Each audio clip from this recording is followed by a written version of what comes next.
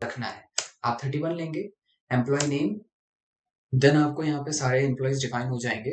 तो उसके बाद आपको क्या करना है, सिंपल से जैसे असाइनमेंट में डिफाइन है कि सारे एम्प्लॉय 31 डेज प्रेजेंटेड है, सिर्फ एक एम्प्लॉय है श्वेता सिन्हा, वो 27 दिन प्रेजेंट है। तो आपको भी यहाँ पे वैसे बताना है, ज्योति सिंह, मोहम्मद दानिश, संपूर्ण, संतोष, ये सारे 31 डेज हैं, लेकिन जो आपके श्वेता सिन्हा है वो 27 डेज। तो यहाँ से आप 27 मैन्युअली टाइप करके डाल दीजिए। तो जैसे आप डाल दोगे तो नॉर्मली ये डिफाइन हो जाएगा।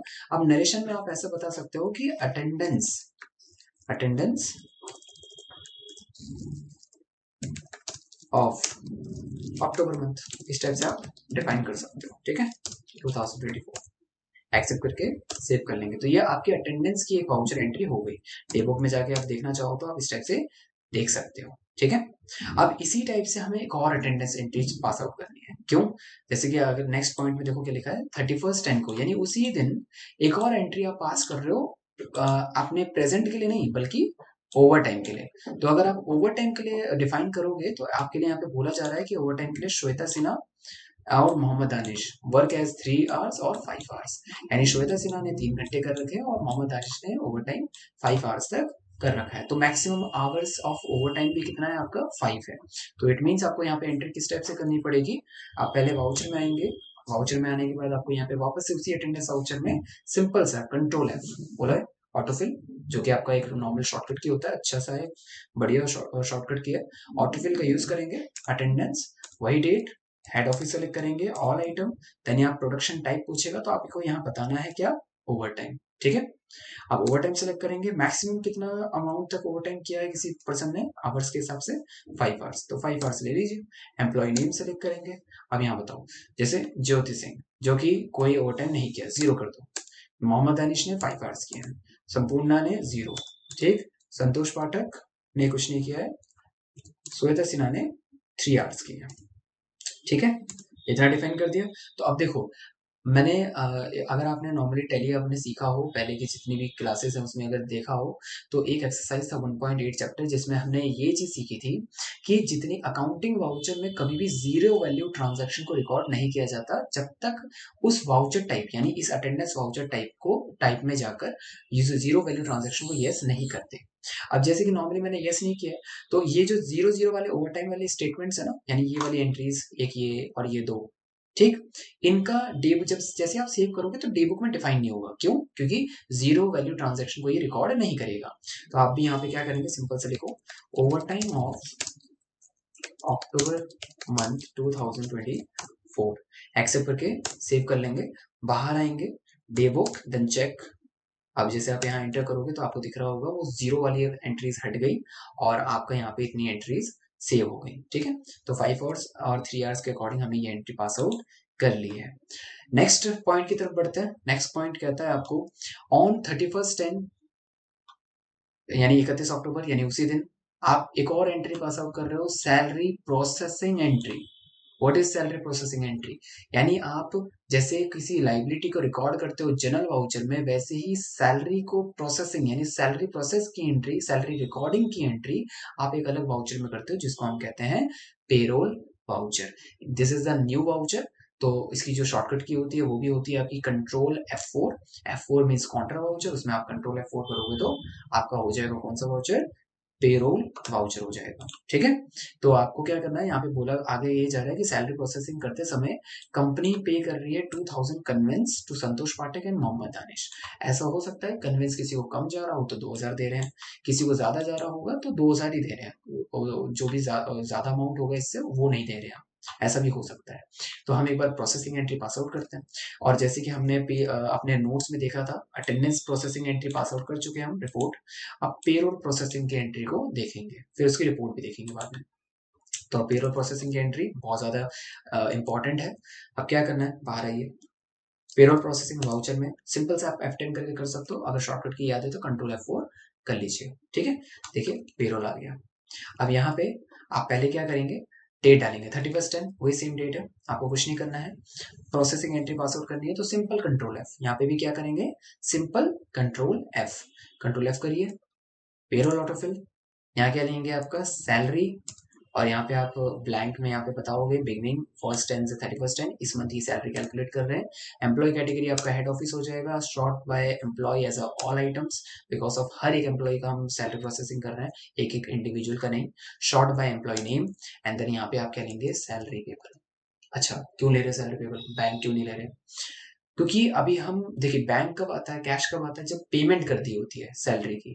अभी सिर्फ रिकॉर्ड कर रहे हैं, तो रिकॉर्ड कर रहे हैं तो सैलरी पेबल मींस सैलरी पे करना है, किया नहीं है, तो इसलिए आपको क्या लेना है सैलरी पेबल लेना है। आप सैलरी पेबल लेंगे, देखिए ऑटोमेटिकली जितनी भी एम्प्लॉयज है, जैसे यहाँ 4 एम्प्लॉय शो हो रहे हैं, और भी एम्प्लॉयज है जो कि देखो यहाँ पे 8 रो शो हो रहा है, यानी इसके नीचे और भी है। आप कब देखोगे, डे बुक में जाके देख पाओगे, यहाँ से दिखेगा नहीं क्योंकि ये रिकॉर्ड किया हुआ है कंट्रोल एफ से। तो दिख रहा होगा, जिन्होंने ओवर टाइम नहीं किया उनका नहीं दिखेगा, जिन्होंने ओवर टाइम किया उनका दिखेगा। पीएफ हर किसी का कटा हुआ है, दिख रहा है ना, पीएफ हर किसी का कटा हुआ है, लेकिन ईएसआई कटा है क्या? नहीं, इसका भी नहीं कटा, इसका भी नहीं कटा, इसका भी नहीं कटा, क्योंकि मैंने बताया था आपको ईएसआई एजुकेशन मोड में डिडक्ट नहीं होता है, ठीक है। लेकिन एक बात याद रखना, ईएसआई कंट्रीब्यूशन वाला जो पार्ट होगा वो जरूर होगा, लेकिन वो भी सभी एम्प्लॉय का नहीं, जिनकी सैलरी आपके 8,200 से कम होगा उनका हो जाएगा, ठीक है। ये एजुकेशन का प्रॉब्लम है, और क्योंकि दिखाया नहीं है कि अगर आप लाइसेंस मोड में करोगे तब आपको हर एक अमाउंट में कटता हुआ देखेगा, लिमिटेशन है ही नहीं, ठीक है, हर किसी में कटेगा चाहे कितना भी अमाउंट क्यों ना हो। चलिए, तो अब इसको भी मैं यहाँ पे क्या कर लेता हूँ, कंट्रोल ए करके सेव करते हैं। अब जैसे आप सेव करोगे, बाहर आएंगे, डे बुक में जाएंगे, पेरोल में जाएंगे, तो आपको यहाँ पे सारी एंट्रीज शो होते हुए दिख जाएंगे, ठीक है। जो आपके देखो 5 एम्प्लॉयज आ गए, ज्योति, मोहम्मद दानिश, संपूर्णा, संतोष और श्वेता, ठीक है, सारे एम्प्लॉयज आ चुके हैं। तो हमने टोटल मिला के कितना पे आउट करना है इन 5 एम्प्लॉयज को, कंपनी का जो एक्सपेंस जाएगा वो 68,373 जाएगा, इससे भी ज्यादा जाएगा क्योंकि कंट्रीब्यूशन पार्ट भी देना है कंपनी को, और उसके अलावा आपका एक और चीज होती है इसमें, वो भी देना है, मैं बताता हूँ। लेकिन सबसे पहले क्वेश्चन को आगे अप्लाई करते हैं। बोला जा रहा है कन्वेंस 2,000 रुपीज, जो कि हमें संतोष पाठक और मोहम्मद दानिश को देना है। अब देखोगे तो संतोष पाठक जो है उसका तो कन्वेंस 2,000 ही है, लेकिन मोहम्मद दानिश का देखोगे तो उसका ज्यादा है, तो उसको कम दे रहे हो कन्वेंस, तो 2,000 यहाँ पे मैनुअली टाइप करके सीधा क्या कर सकते हो, सेव कर सकते हो। अब आपका जो एक्सपेंस है वो 67 हो गया, 68 की जगह 67 हो गया। दूसरी चीज जो अभी मैं कह रहा था कि इसके अलावा और एक और चीज है जो यहाँ पे नहीं है, वो क्या है वो बता देता हूँ। अब ध्यान से देखना, जो हमने पे स्ट्रक्चर पढ़ा था, उस पे स्ट्रक्चर में हमने देखा था कि बेसिक है, एचआरए है, कन्वेंस है। देखो basic, HRA, conveyance, overtime भी है, ओवर टाइम भी है, इंसेंटिव है क्या? जिनका नहीं है उनको तो नहीं मिलेगा, जिनका है जैसे संतोष और मोहम्मद दानिश, तो मोहम्मद दानिश और संतोष का तो इंसेंटिव दिख ही नहीं रहा है। क्यों नहीं दिख रहा है? क्योंकि यूजर डिफाइंड में, यूजर डिफाइंड का मतलब होता है यानी जो पेरोल रिकॉर्ड कर रहा है, जैसे अगर मैं पेरोल रिकॉर्ड कर रहा हूँ तो मैं डिफाइन करूंगा कि कितना आपका इंसेंटिव बनता है, इन इंडिविजुअल का कितना इंसेंटिव बनेगा, समझ में आया? अब उस चीज को अलग से रिकॉर्ड किया जाता है क्योंकि ये पेरोल में सैलरी के अंदर रिकॉर्ड नहीं होता, इंसेंटिव यूजर डिफाइंड में रिकॉर्ड हो रहा है, तो यूजर डिफाइंड हमें सेलेक्ट करना पड़ता है। जैसे यहाँ पे पेरोल ऑटोफिल सैलरी पे हो रहा है ना, अब वैसे हमें एक यूजर डिफाइंड लेना पड़ेगा, लेकिन उसकी जो अकाउंट क्रेडिटेबिलिटी होती है वो आपकी सैलरी पेबल ही रहेगी। एक बार करके देखते हैं, और इसको हम सीधा सेव करते हैं, पहले सेव कर लिया। अभी अगर आप इसका कंपनी का एक्सपेंस देखोगे तो 67,873 दिख रहा है, 67 करीब दिख रहा है। अब अगर मैं इंसेंटिव ऐड कर देता हूँ, वाउचर में गए, कंट्रोल एफ, पेरोल ऑटोफिल, अब यहाँ पे आपको नहीं लेना सैलरी, आपको क्या लेना है, यूजर डिफाइंड। यूजर डिफाइंड इस मंथ का है, यहाँ पे आप हेड ऑफिस लीजिए, all item employee and then यहाँ पे ले लीजिए सैलरी पेबल, क्योंकि इंसेंटिव भी सैलरी का ही पार्ट होता है, तो सैलरी पेबल लेंगे। अब दिख रहा होगा जिनको नॉट एप्लीकेबल है उनमें तो आ ही नहीं रहा है बॉक्स फिलअप करने के लिए, जिनका इंसेंटिव दिया जा रहा है उनमें देखो आ रहा है, लेकिन क्वेश्चन में मेंशन नहीं है। लेकिन अगर मैं आपको एक चीज दिखाऊं ना, तो क्वेश्चन में इंसेंटिव ना मेंशन नहीं है कि कितना आपको दिया जा रहा है, तो ये चीज आप यूजर डिफाइंड है, आप अपने अकॉर्डिंग डाल सकते हो। तो जैसे मैं डाल रहा हूँ 1,000 1,000 यानी 67 है, तो अगर मैं 1,000 1,000 दोनों में डाल दूं तो यानी 69,000 हो जाएगा, तो ऑटोमेटिकली यहाँ पे देखो 1,000 इंसेंटिव यहाँ पे भी, 1,000 इंसेंटिव यहाँ पे भी। अब मैं इसको अगर इसको सीधा सेव करूँ, कंट्रोल ए, तो अब अगर आप देखोगे डे बुक में जाइए, कोई भी ओपन कर लो, ये वाला ओपन कर लो या ये वाला। आप देखोगे तो यहाँ पे कितना हो गया सैलरी पेबल आपका 69,873। सेम यहाँ पे भी देखोगे तो 69,873। इतना आपका सैलरी एक्सपेंस बनता है जो एम्प्लॉय को आपको पे करना है। समझ में आ गया? क्लियर है इतना?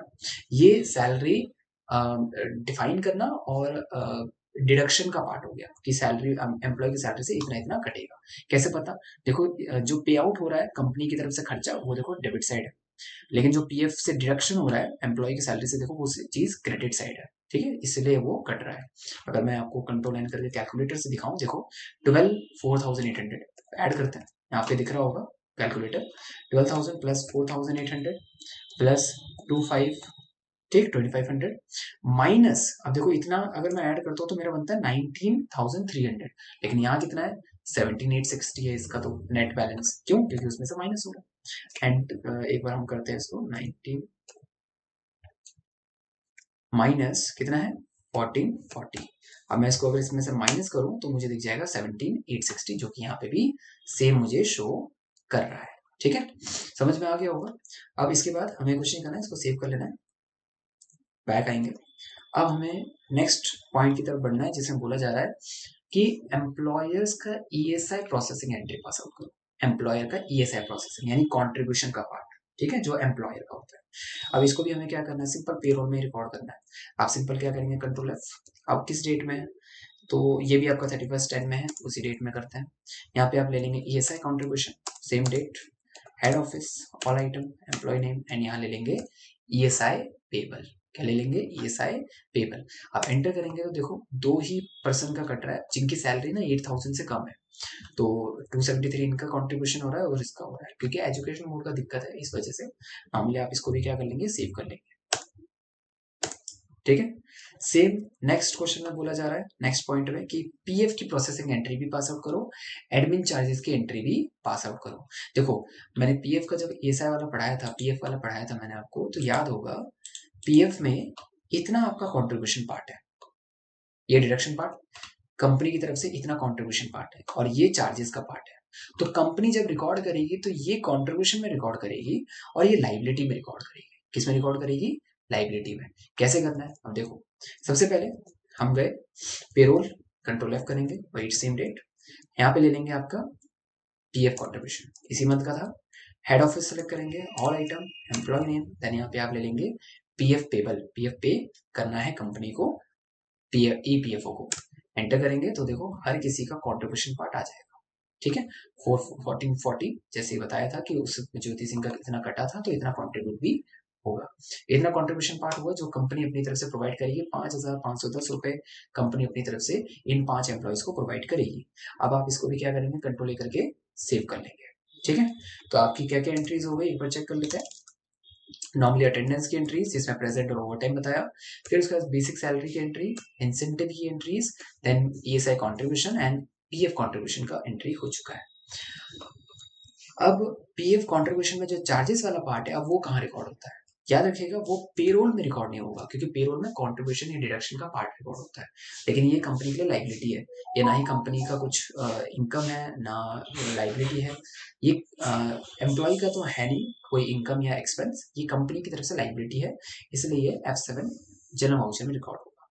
यहाँ पे सेम कंट्रोल एफ करके डेट डालेंगे, 31/10 पीएफ कंट्रोल एफ करेंगे, देन पीएफ अदर चार्जेस आएगा, यहाँ पे वही date, head office, all item, PF admin charges, PF admin account, ADLS account, यानी जो जो अकाउंट बताए थे वो वाले अकाउंट आ जाएंगे।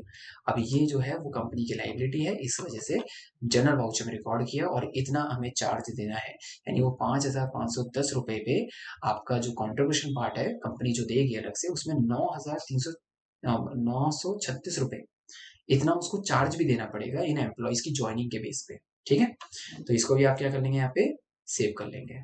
तो नॉर्मली हमने जो एंट्रीज पास आउट कर ली है वो हमने यहाँ तक की है, सारी एंट्रीज हमने पास आउट कर ली है। ठीक है, अब इसके आगे वाली एंट्रीज को पास आउट कर लेते हैं। आज हम एच जो पॉइंट है यहाँ तक कंप्लीट करते हैं, और इसके बाद जो पीएफ की रिपोर्ट्स की एंट्री रिपोर्ट्स होंगे वो हम नेक्स्ट क्लास में कंप्लीट करेंगे। चलिए, तो पहले हम जो सैलरी रिकॉर्ड करी थी उसकी पेमेंट कर लेते हैं। 1 नवंबर को हो रही है, तो वाउचर में गए F5 फंक्शन F5 करेंगे, और सॉरी F5। अब यहाँ पे डेट डाल लेते हैं F2 से 1 नवंबर। कुछ नहीं करना, कंट्रोल F ही करो, सिंपल सा, वही जो ऑटो फिल वाला ऑप्शन है, payroll auto fill. Salary payment किस मंथ की थी सैलरी? नवंबर की तो नहीं थी, अक्टूबर 31 है। यहाँ पे भी सेम डेट। वाउचर डेट पूछेगा तो वाउचर डेट रहेगा आपका 11, क्योंकि एंट्री किस दिन कर रहे हो, तो एंट्री का जो वाउचर डेट है वो नवंबर में है, लेकिन सैलरी कब की है? अक्टूबर की है। यहाँ पे आप हेड ऑफिस लेंगे, ऑल आइटम, यहाँ पे आप लोगे सैलरी पेपर, यहाँ पे आप ले लोगे एक्सिस बैंक या जो भी आपका है, जैसे कि मैं एक्सिस बैंक ले रहा हूँ क्योंकि मैं उसमें से पेमेंट कर रहा हूँ। ट्रांजैक्शन टाइप अभी के लिए मैं नो रखता हूँ, सीधा इसको सेव करेंगे तो आपकी 69,000 जो आपकी सैलरी पेबल में बैलेंस था, जो आपको पे करना था, वो आप पूरा पेमेंट कर चुके हो इंसेंटिव के साथ, क्योंकि इंसेंटिव को मिलाकर ही 69 था। अब इसको कुछ नहीं करना, सीधा कंट्रोल लेकर के सेव कर लीजिए। ये आपकी सैलरी पेमेंट की एंट्री हो गई। अब इसके बाद आपका जो है वो ईएसआई पेमेंट है। अब कंपनी ने ईएसआई पे किया, ईएसआई सी कंपनी में जाकर, तो कंट्रीब्यूशन पार्ट में जो 2 एम्प्लॉय का कंट्रीब्यूट हुआ था, बस उन्हीं का ही रिकॉर्ड करना है। पेरोल सैलरी की जगह लेंगे आप यहाँ से ईएसआई चलान 1/10 से 31/10 यानी अक्टूबर, voucher date 11, head office all item, ESI payable, Axis Bank. तो सिर्फ उन दोनों का ही कंट्रीब्यूशन पार्ट जो कंपनी की तरफ से वही जा रहा है, डिडक्शन वाले में कटा ही नहीं था क्योंकि एजुकेशन मोड में कटता नहीं, तो इस वजह से वो वाला डिडक्शन वाला पार्ट नहीं गया हुआ है। सीधा आप सेव करेंगे, ठीक है। लेकिन ऐसा ही करना है अगर आप लाइसेंस मोड में करोगे तो। सेव करेंगे। पेमेंट करने के बाद पीएफ की पेमेंट कैसे करते हैं? आप पीएफ का चालान भी बनना है होगा, तो कंट्रोल F कर लीजिए, पेरोल ऑटो पे, यहाँ पे आप पीएफ चालान लीजिए। अक्टूबर मंथ का था तो अक्टूबर मंथ पूरा डेटा फाइन करिए, वाउचर डेट में 11 ले लीजिए क्योंकि जिस दिन ट्रांजेक्शन हो रहा है। Head office all item, then यहाँ पे आप बताइए क्या, पीएफ पेबल यहाँ पे ले लीजिए एक्सिस बैंक, तो आपका पीएफ का पेमेंट भी हो जाएगा। डिडक्शन पार्ट भी जो कंपनी एम्प्लॉय की सैलरी से कटा है वो, कंट्रीब्यूशन पार्ट जो कंपनी प्रोवाइड करेगी वो, और जो लाइबिलिटी का पार्ट है कंपनी का वो भी सारा कंट्रीब्यूट होकर 11,956 रुपीज पीएफ कंपनी में जाके कंट्रीब्यूट होगा, ठीक है। इसके बाद आप इसको भी क्या कर लेंगे, सेव कर लेंगे। तो होपफुली मुझे लगता है कि आपको इतना समझ में आ चुका होगा। आप इसको डेबिट में जाके देख भी सकते हैं। आपका पेमेंट एक सैलरी की हो गई, ईएसआई की कंट्रीब्यूशन पार्ट हो गई, और उसके अलावा पीएफ का contribution deduction and liability part भी हो गया। होपफुली समझ में आ चुका होगा आपको इतना। एक बार इसको ट्राई करिएगा, प्रैक्टिस करिएगा, आपको अच्छी तरह समझ में आएगा। जब जब तक आप टैली में प्रैक्टिस करते रहोगे तब तक समझ में आता रहेगा। अगर आप प्रैक्टिस नहीं करोगे, बस वीडियो देख के लर्न करके बस माइंड में रख लिया है, तो एक ना एक दिन आपका वो स्किप हो जाएगा। तो इससे अच्छा ये है कि आप टैली में हर एक टॉपिक को अच्छी तरह से यूज करो और अच्छी तरह से उसकी प्रैक्टिस करो, ठीक है। नेक्स्ट क्लास जो आपकी रहेगी वो रिपोर्ट्स के ऊपर रहेगी। Thank you.